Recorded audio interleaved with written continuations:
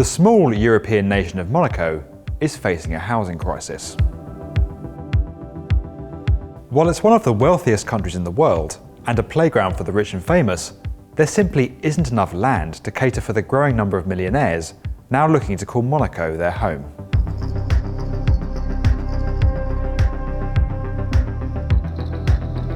With a population of 38,000, living in an area not much bigger than London's Regent's Park, and with an estimated 2,700 people expected to move to Monaco by 2026, the issue of space has become critical. With resistance to the construction of skyscrapers, partly because they could block existing sea views, and partly because of a clear preference for villas amongst residents, a $2 billion 15-acre expansion out into the Mediterranean Sea is now underway. When completed in 2025, the expansion will provide enough land for 1,000 new residents, alongside a marina and extensive public spaces. Land reclamation is nothing new for Monaco. Bordered by France to the north, east and west, the only option that the state has for expansion is southwards, out into the sea. Since the first land reclamation in the late 19th century, the country has grown in area by over 20% through various expansions, the largest of these being the Fontville ward. The new expansion, called Portiere Cove, will be entirely financed by the private sector. Developers will profit from new residential projects on the reclaimed land, which are expected to sell at prices of over $100,000 per square metre, more expensive than property in London, Paris or New York. Located near the famous Monte Carlo casino, Monaco's government will own over $610 million worth of new assets and civic space on the reclaimed land, including the seafront promenade, parks and gardens, and the expanded Grimaldi Forum. The project was awarded to the French arm of Bouygues Construction in 2015 after their successful delivery of large-scale projects in Morocco, South Korea, and France.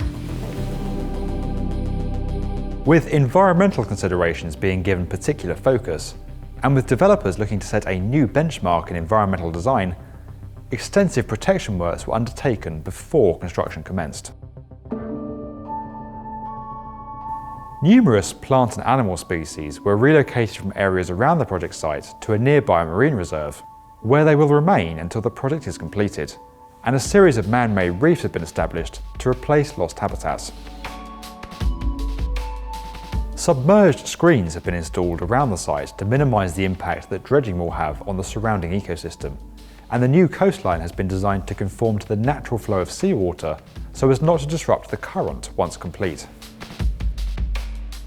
To construct such a vast area of new land, contractors are spending 40 months dredging silt from the sea floor to expose the bedrock. From there, 18 concrete caissons, each weighing 10,000 tonnes and standing 26 metres or 85 feet tall, will form a protective underwater belt that prevents the new land being washed away in large swells. The area within the caissons will then be filled with over 1.5 million tonnes of rock from a nearby quarry in France, and with marine sand shipped from northern Sicily. The land reclamation phase of the project is expected to be completed by 2020, when construction of the civil and residential developments will begin. Set to contain 120 luxury residences in a new eco-neighbourhood, the expansion will emulate Monaco's natural topography, with structures gradually increasing in height from low-lying villas along the promenade to larger apartment towers inland. When complete in 2025, the Portiere Cove expansion will serve the growing number of people seeking to move to Monaco and stand as an impressive benchmark for future land reclamation projects around the world. If you enjoyed this video and would like to get more from the definitive video channel for construction, subscribe to the B1M.